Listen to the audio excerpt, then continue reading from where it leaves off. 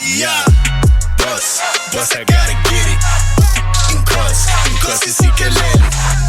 Sauce, got that petty. Welcome to the Unlock Podcast. I'm Sindano Nekundi, your host. It brings you the most of the information that you need to unlock your potential. Today we got Laurentius Djani. Today we're talking about investments, crypto, wealth mindset, what money means actually. So this is going to be a very interesting discussion. It's also, personal development as well. So let's get into it. Laurentius Djani. I call him Djani. I met him a while ago and at an event. We were just talking about stocks and investments and where do you go from there, and how do you actually get into it, and crypto and how to grow wealth and just being a man and providing for your people and making sure your future is right and making sure you got money for your retirement and just money in general, like just setting yourself up. So let's talk about you. Who are you? Right. Where do you come from?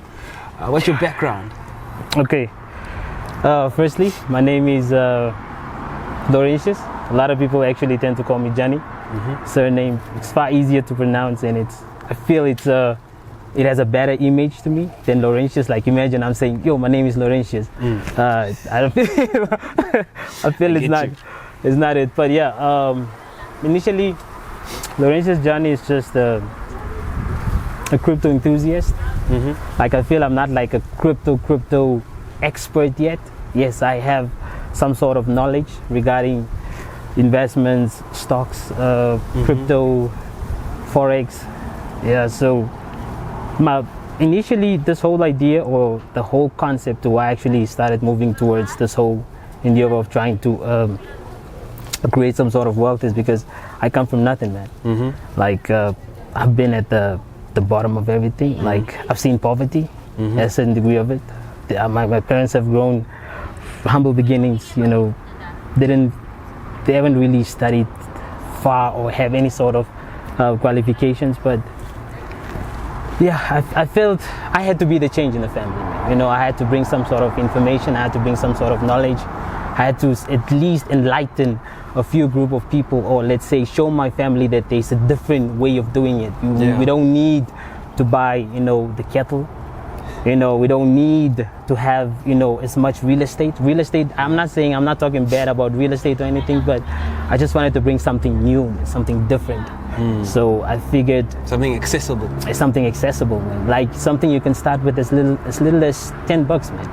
And I felt that's why I actually started going more into the crypto, or let's say digital investments, which I call, in my sense, alternative assets. So, into what are what digital assets can one purchase into? We've heard so many terms now lately. Digital, especially now with the whole COVID thing coming up.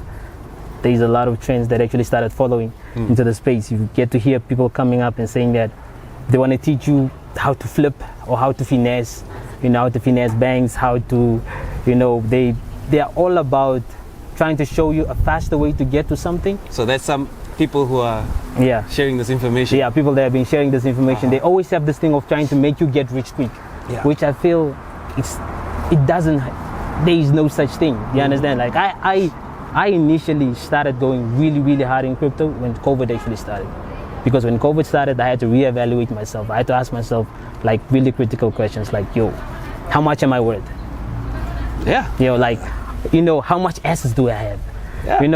Do I have money for an emergency? And because when COVID came, that was an emergency. I didn't have no emergency fund, bro. Like, I had a couple of dollars in savings, but it wasn't something I could call solid money. Do you understand? Like, I couldn't take care of a family. I couldn't actually live off that for a couple of years. I mean, my example is I had been working for several years, and I read The Richest Man in Babylon. I read that book, and it said, George Clayton. Put away 10% of what you earn. That's right. And I'm looking, I've been working for so long. I have a little bit of savings. That's right. But am I actually wealthy? How much did I actually put away? And I could have put away so much that I could have invested instead of spending it. So much. Man. So that's the beginning of what where my wealth mindset started is looking at your situation. You know, but I feel you're not the only person that came into that whole perspective. We have a bunch of people currently facing the same thing. Don't put anything away. Don't save at least 10% of whatever they're making, and don't actually have any backup plan, or don't think about a future. Like it is initially, you know, that thinking that actually made me want to break away. I'm not saying that I got into crypto only during COVID. That's like 2 years back.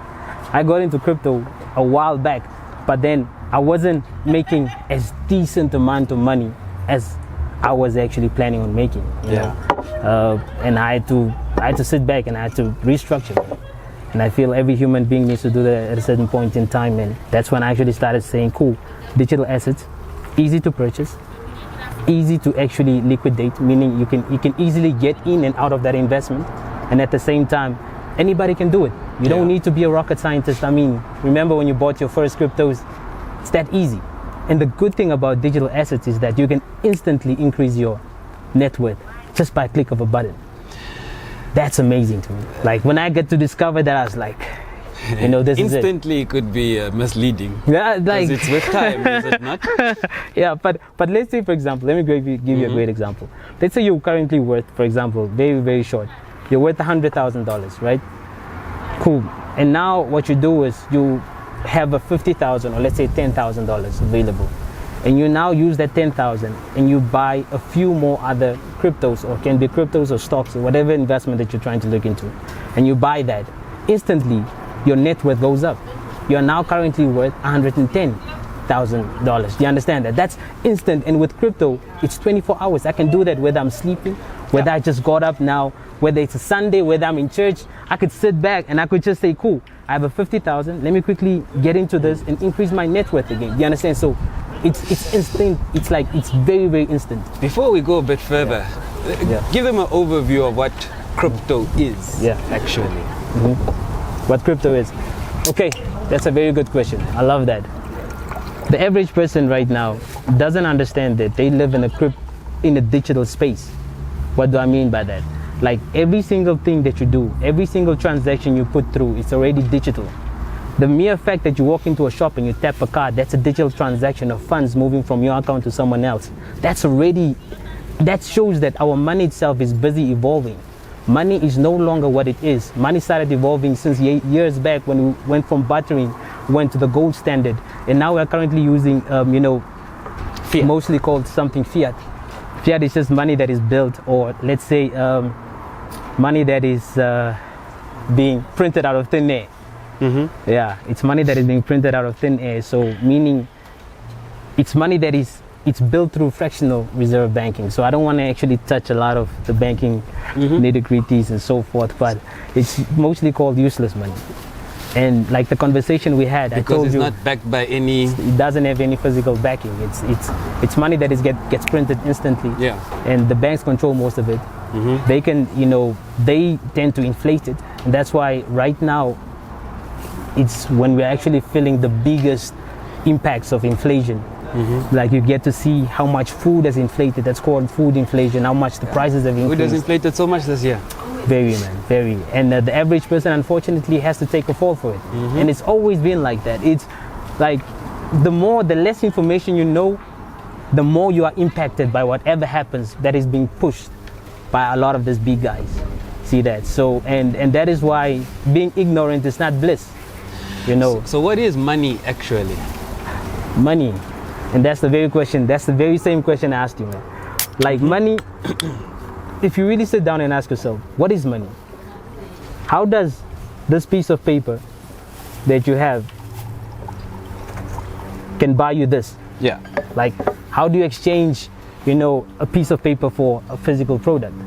What makes it valuable? Like, why can't we say this could be money? Why don't people walk around and say, listen, I'm going to use this phone and it's worth $2,000 and I could buy that from you because that's worth $2,000 as well. But why can't we do that? I mean, back then it was like that. That's like the bartering system, but it never worked at a certain degree. But what if the government says, listen, we're going to start using gold nuggets or gold coins as funds again, as money? Zimbabwe. Exactly. The same thing that happened went on to the gold. they did the same thing. Zimbabwe unfortunately took a very, very bold decision as the president, trying to become this self-centered, let's say, economy, but yeah, man, unfortunately they took a big hit. Yeah. But coming back to the same scenario, same question, money is simply a tool.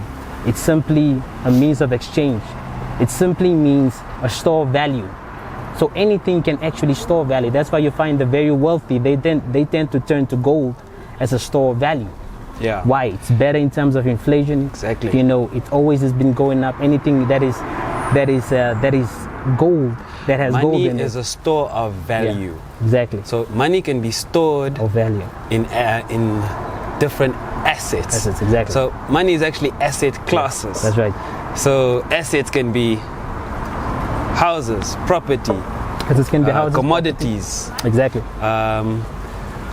Then we go into the investments of owning shares and stocks of a different company. That's right. What other forms can you hold money? So the thing about money is, especially stocks, is that it's still money, just transformed into another asset.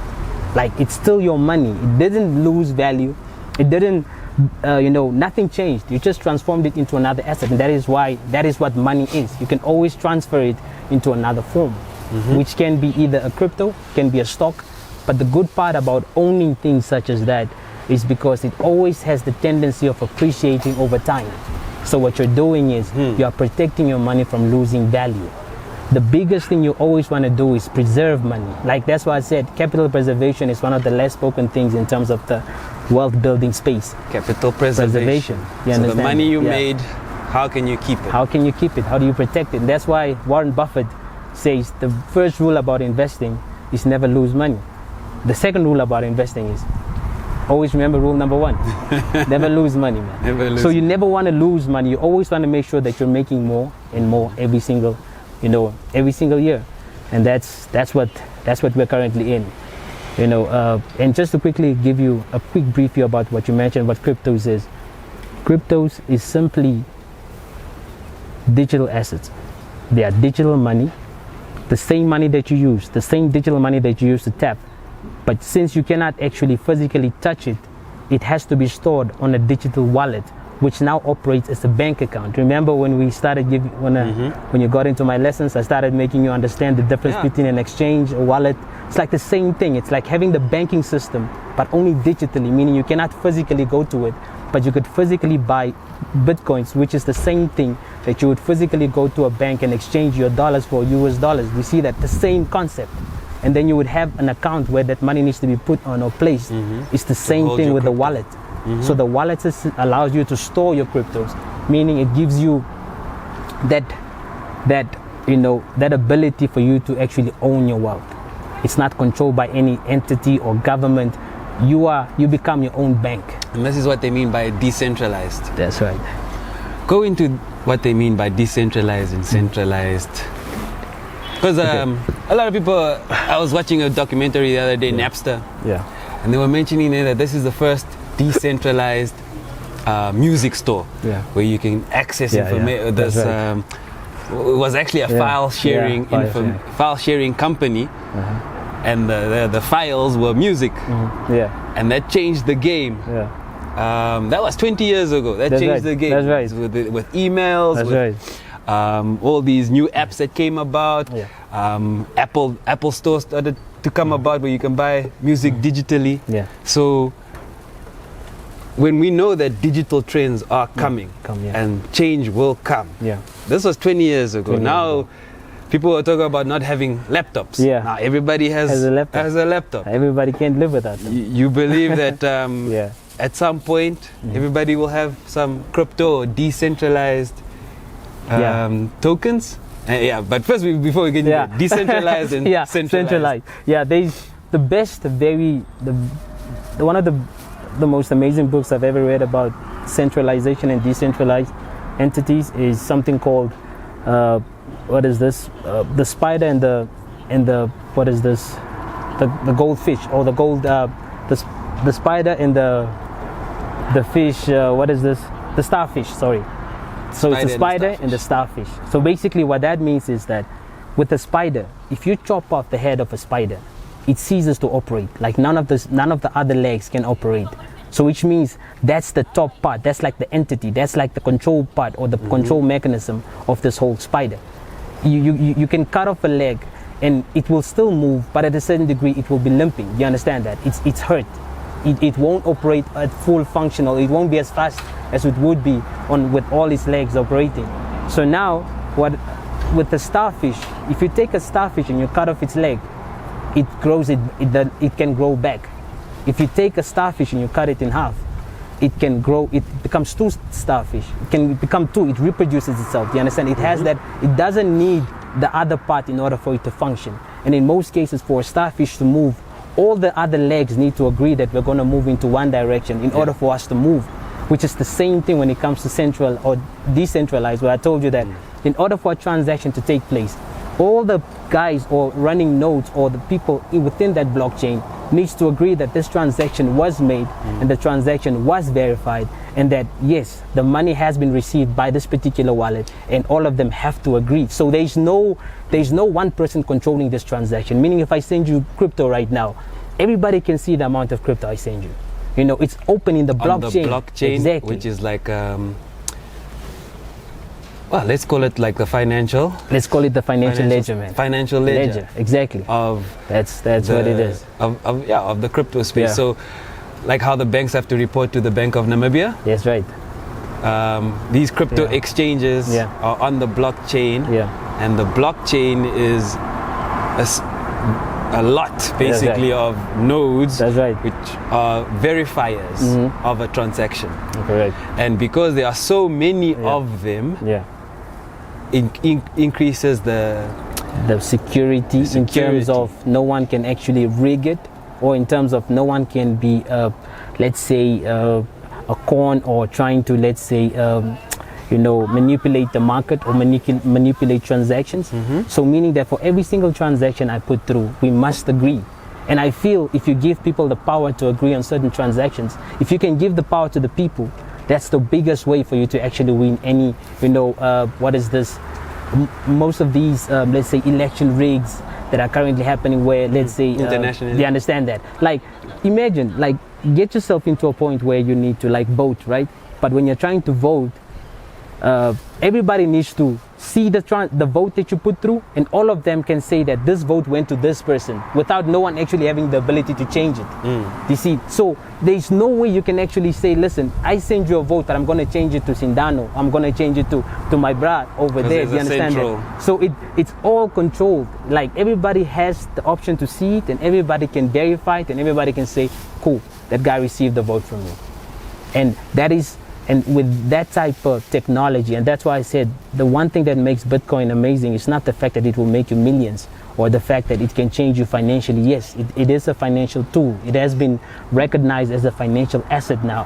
That's why you find big companies such as BlackRock starting to, let's say, they partnered up with Coinbase, and now they're trying to give their clientele exposure to cryptos. Why do you think they're doing that?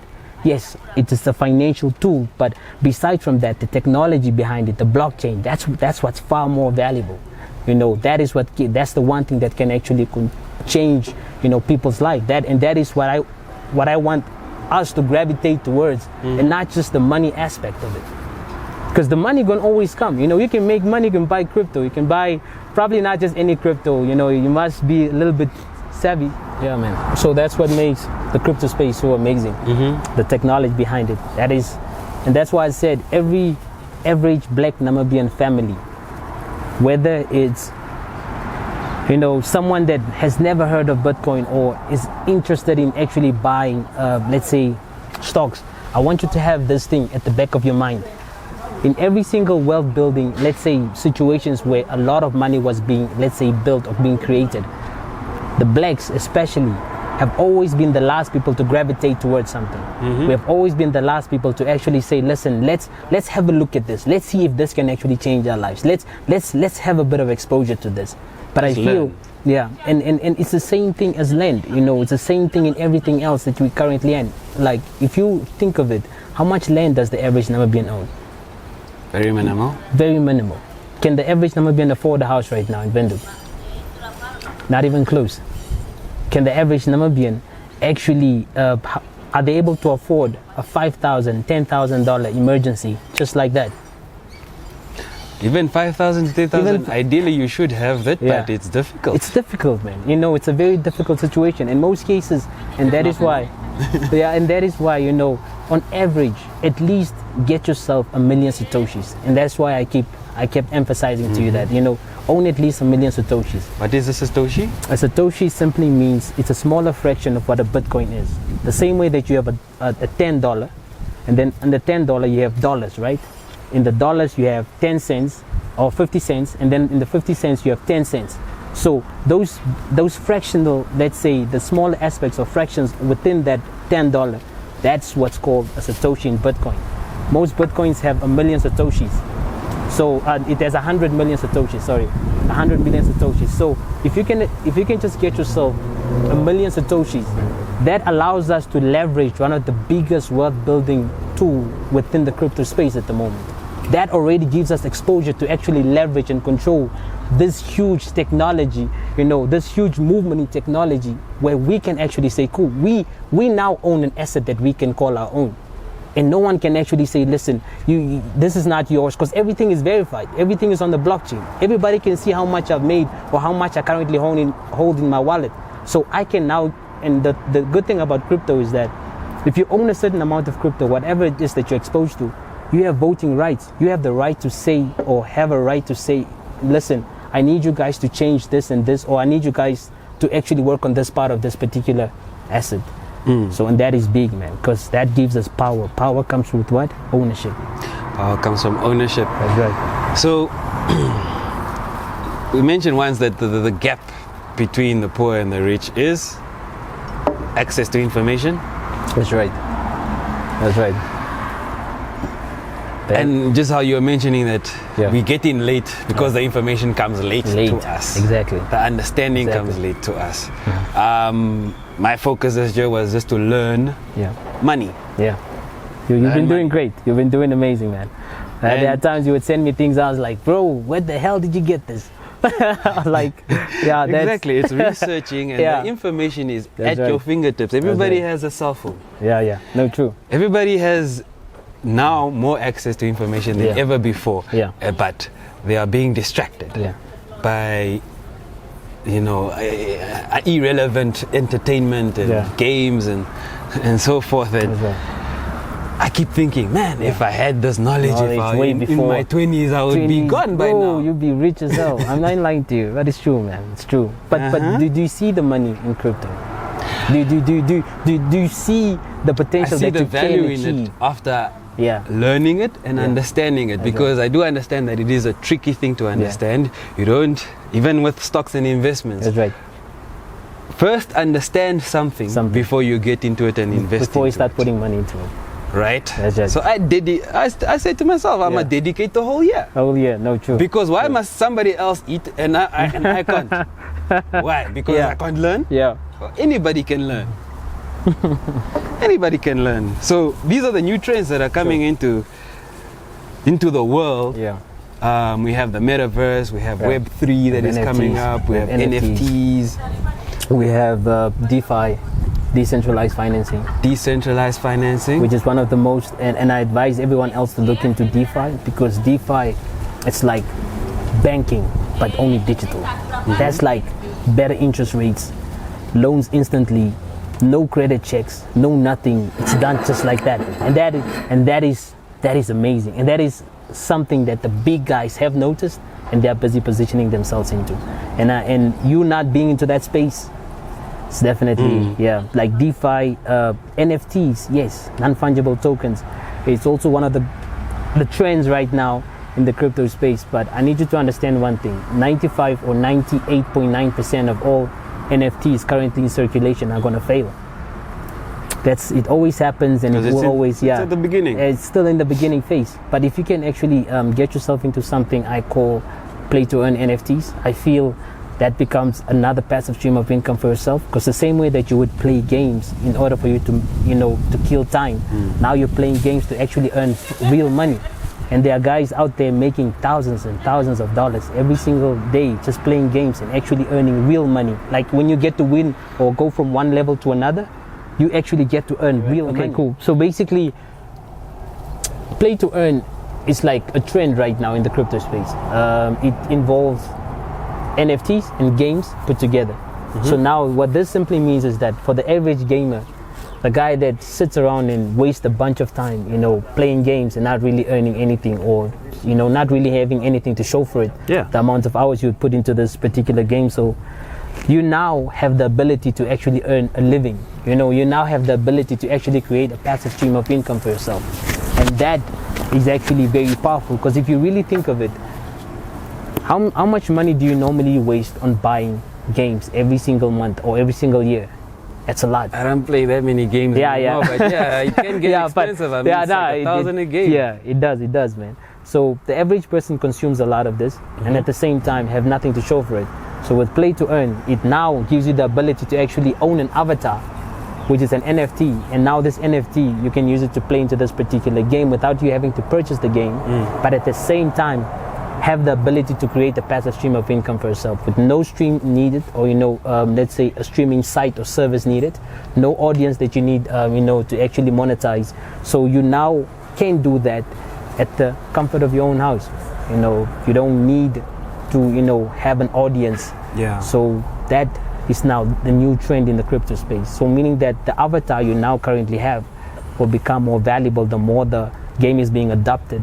Avatar is like a profile image. Exactly. It's like a profile image. Let's say FIFA now, let's say, for example, if let's say FIFA now actually decides to take the same route of wanting to have, let's say, NFTs. Now a player in the game itself, which now, let's say, for example, Ronaldo, now becomes an NFT. So that's like the avatar in the game itself. He can own his own NFT. He can, do you understand that? He can own his NFT. Do you understand that? So the more he plays it and the bigger audience he has, the more he attracts, let's say, a lot of attention to this particular game, which is now something called network effects in a very simple way, that the more it gets adopted, the more valuable those NFTs become because of the, demand and supply theory that is taking place within this particular game. So that's just basically it. And that's what makes NFTs so valuable. It just means, the way I see NFTs is like ownership, man. It's ownership. It's I don't know. Maybe I came from research, but verifying a product, or especially in the art space. So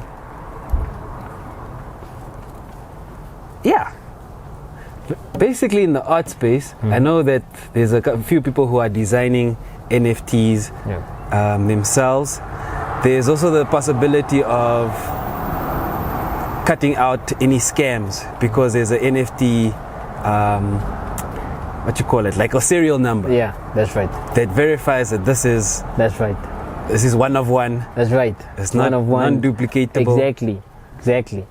And that I suppose is the value of the NFT technology. It's not just about the bored apes and the crypto. Can you speak about that a bit? Yeah.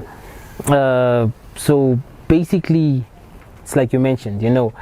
It's NFT simply means non-fungible. Non-fungibility means it's one of one. It cannot, like Bitcoin is not an NFT, because one Bitcoin looks exactly like the other Bitcoin. There's no difference or intrinsic anything that is intrinsically different from the other. One Bitcoin has the same 100 million Satoshis, the same thing. It cannot be, you cannot list it as an NFT, like owning Bitcoin.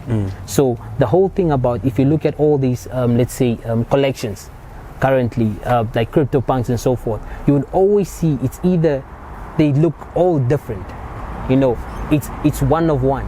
It can never be the same, and that thing, that uniqueness of it that comes with it, is what brings the value to NFTs. Like, meaning that if I own this, I'm the only one who actually has ownership to this, and I can verify this on the blockchain. And if you want to buy it, you can verify the last transaction that was actually purchased, or let's say performed on this particular NFT. So that immediately shoots up its value. So, but then the thing is, there are things, or in the crypto space, whereby let's say you have like an NFT listed. Let's say I create an NFT.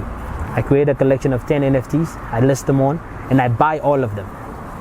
I buy them myself, right? Okay. So once I buy them, I already increase the floor price to a certain price range, which means that if you go onto the blockchain and verify it, you'll see that there's someone who bought it at this particular price, but I actually bought them myself. You understand? So it means I just pumped up prices. And that is also something that is currently happening in the crypto trends, whereby people can actually manipulate price. They buy NFTs that they list themselves in order to, let's say, shoot up the price when intrinsically it doesn't have any sense of value. So, and that is why it's such a very, very, delicate space to be in, and it takes a lot of research, a lot of you saying, listen, let me learn to understand this, or let me do some thorough research before you actually get into the crypto space. It's the same thing for cryptos, man. You know, you have pump and dumps. Yeah, like any investment, you need to understand it first before you get into it. True. But where do you see the future of NFTs before we get into Web3? Yeah, I see everybody at a certain point in time having to have some sort of digital verification. Digital verification. Exactly. That's what I was thinking. Like, that's right. You understand that? Like, everybody would have to somehow verify their digital presence at a certain point. So we, as much as you might not see it right now, but we're already in that space. You know, Instagram already gives you that ability. You are like an avatar on Instagram, where you now need to showcase who you are. You understand? Like, they get to look at everything that you put out there, which means digitally you already have a presence, but you cannot verify it. It is not available for everyone to see, and this is the same reason why a lot of scammers, or you find a guy that talks about investments, and you now have a bunch of profiles that shows that they are doing the same thing and claiming that they are the real guy, and they would want to scam you out of your hard-earned money.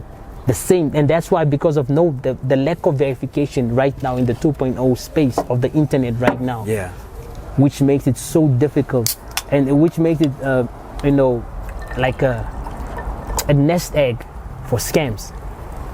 So with 3.0 being launched, which you mentioned, it will just be more of a thing of, you know what, every single profile can be verified. You know, if you're actually saying that this is your profile, I can actually physically go onto it and check it. And that is the most valuable thing about this whole 3.0 space. And that is why the metaverse and what it really stands for, meta simply means beyond the universe, like metaverse. Meta means beyond, and then verse, which is universe, beyond the universe. So, and that is where we're currently headed to, and that's why the Web 3.0 space is so huge, and that's why big companies are already flocking and trying to position themselves accordingly. You were saying that we were the last to get in. Yeah. The companies are getting in first. Exactly. Already. Exactly. Positioning themselves for the future. Exactly. Are you? I'm just asking, are you? As a person, that's right. Positioning yourself for the future. Yeah. Every day I study the future. Yeah, man. Every day I'm studying something about the future, what's gonna come, and all you have to do is look backwards. True. And see how things have changed up to now. Remember a point in time when people said I would never use a touchscreen? Like people were actually using buttons. Yeah. Do you remember that point? I remember that. Now everybody's touching screens. Remember a point in time when everyone thought, things such as, what is this? Like, I remember the very first time I could touch on a screen on an ATM. Yes. I couldn't believe that. ATM. Do you understand? I was like, I could really touch the screen on an ATM and then put through the transaction. It's like, adoption. It's just adoption. In most cases, the average person will be forced to adopt without having that. It's a forceful adoption that needs to be placed upon you. Because most cases, that's what normally happens as the world starts evolving. The last to adopt, they are always the ones who have to eat the crumbles. That's why, while everyone is eating, the crumbles that are left, that's what the average people actually forced to take. So poverty is not necessarily a lack of money or a lack of information. That's right. And information changes. Poverty is a lack of information. It's not a lack of money. Everybody makes money. Changes over time. One you way have or to the keep other. learning. Yeah, one way or the other, everybody makes money. I keep telling people, look, it's better to know what you can do, what to do with the money before you even have it. Like there are people out there who get checks or get bags, you know, who actually make money. But in most cases, ask them, 3 out of 5, or let's say ask them what, all the money that you have made in your entire life, what do you have to show for it? I see rich people with a poor mindset. Yeah, exactly. It's like rich people with poor mindsets. They have all the money, but they, you know, the money is not being used for what it really is supposed to be, which is a tool. And like I said, anything that is a tool, you can always leverage. So which means that you can now, you have the ability to actually use this thing called money and put yourself in better position. And that's why I keep saying your money needs to do 3 things for you every single month. It needs to buy you access, it needs to buy you information, it needs to buy you assets. So those are the 3 things your money needs to do every single month. Every time a check hits your bank account or every time you get paid, your salary comes in, it needs to do those 3 things. If you are not doing that, unfortunately, you are falling short. You need to understand this is the world that we're currently living in. It's called, you either prey or predator. You are either financial prey or you're financial predator. And that's why in the savannah, not the jungle. You know, a lot of people like referencing that the lion is the king of the jungle. But eventually, if you notice, there is no lions in the jungle. They're only tigers, man. So sorry, but yeah, man. But there is not such thing. That's why every single day when the lion wakes up in the savannah, the lion's only omission or let's say obligation is to think of what is he going to eat today. While the zebra or the antelope or you know, when he wakes up, the only thing on his mind is how fast can I run in order for me to survive today. While the lion is like, yo, you know, today I'm going to eat. It doesn't matter what's going to happen, I'm going to eat. Because I know how I'm built for this. I know every single day my body, my agility, the way I'm built, the way I walk, the way I'm designed is to kill. Do you see that? What is the difference between a spend mindset and an invest mindset? Before I answer that, there's something that Jim Rohn actually said, that there are philosophies in life that people have to carry. You know, rich people have a philosophy of investing first before they spend. Poor people have the philosophy of spending first before they invest. So now, the only trick is that when you spend first before you invest, you are always left in a deficit. You are not left with enough money to actually invest. So you're always left to take what? The crumbs. Which most cases, you only left with the $500, $1,000 and so forth. That is what you now can utilize to invest, which doesn't take you far. But if you could actually invest first, you could put away a good chunk of money before spending. And this will always put you ahead, because now you're focused on the one thing that a lot of people are not focused on, which is what? Building wealth. And that is the only thing that you need to actually understand in terms of, you know, mindset to actually creating wealth. Never spend much as you earn, live below 10% of what it is. But I believe all those things are being pushed by so many financial books and financial gurus, you know, where they tell you that, look, it all starts with the amount of money that you earn. But I feel, don't focus on saving, focus on increasing your income. Because saving can only go as far as that. Like you can only save 1,000. You cannot save more than 1,000 if your budget only allows you to save that. But what happens with your income? There's no cap to the amount of money you can earn. Like it's over the roof. Like it's unlimited. You can earn 100,000. You can earn 200,000. So that is untapped. You see that? Some people might not believe. Yeah. This is not mindset that they can earn 100,000. So we were talking about being an employee. Yeah. You have to sometimes work up to a certain point where you can earn 100,000. Exactly. Then there's the entrepreneurial way where you could earn more, but being an entrepreneur is tough. Yeah. Life is tough. Money is hard to come by. That's right. Either you have to learn a high level skill or provide a great value to people. True. It's either one of the two. But here's something I like telling people. But what are you working towards? You understand that? Like, have goals. And that's when I changed my... I was like, what do you want? Exactly, have goals. Actually. You know, as much as people don't understand the value of writing down a goal and actually saying, cool, I want to earn 10,000 US every single month. That's $100,000 plus. That's almost $178,000, 10,000 alone. So you're now cool.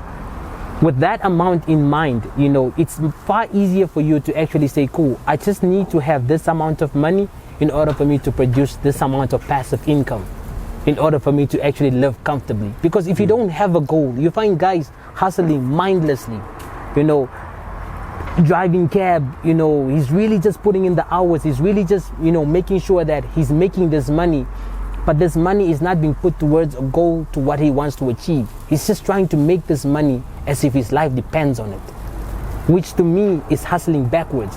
You need to understand everything in life is a goal, is a plan. The mere fact that, you know, let's say the mere decision that when you want to go approach a woman, there's always a plan behind it. First I talk to her, second I invite her out, then there's a routine, there's a plan, a strategic plan to how you're going to achieve that goal, to actually having this woman, do you understand, at the end of the day. Why not do the same thing with money? I mean, it's all about learning, and I had a weight loss journey last year. I lost about 20 kilograms. So congrats, man. Congrats. Yeah, but this is just an example of people who feel that, and it's just like, you feel you can't lose weight. Yeah. You feel you can't make money. Exactly. Go on YouTube. Yeah. How do I lose weight? Look at all these examples of people of how they lost the weight. Exactly. How they made the money. How they came from zero to thingy. Yeah. Use those examples. And then come up with your own brand and idea. So you learn along the way. That's what my weight loss journey taught me, is that you will fall, you will fail, but you have to keep going up. And then you learn all what it takes to be resilient and consistent and disciplined for a whole year. Now take that into 5 years, 10 years, and you have a plan. Will you not achieve your goal if it is promised to you? Exactly.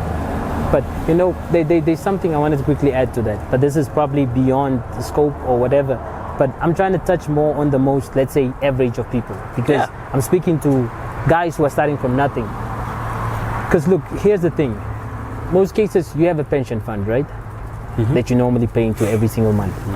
So with your pension fund, you understand that if anything goes bad in my life, that is the first thing that will happen. If I lose my job, that's where I'll fall back onto. Exactly. Yeah. So now, with your pension fund, because what happens is that your employer needs to, you know, every single contribution that you put into your pension fund needs to be matched by your employer at a certain degree. So now what you do is, a lot of people haven't even maximized that opportunity that is currently available for them to actually build some sort of, you know, nest egg or wealth in the near future. Because here's the thing, you have the ability to actually increase your pension fund contribution every single month.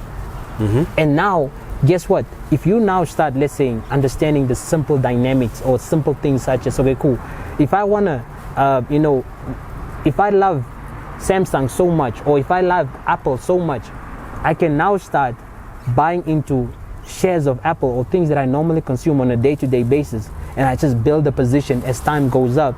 And by the time I actually get my, pension fund, I already know where to put that money in order for me to generate more money. Because you already have, you already know where to put the money. It's like I said, it's better to know where to put the money and not have it, and and have the money and not know where to put it.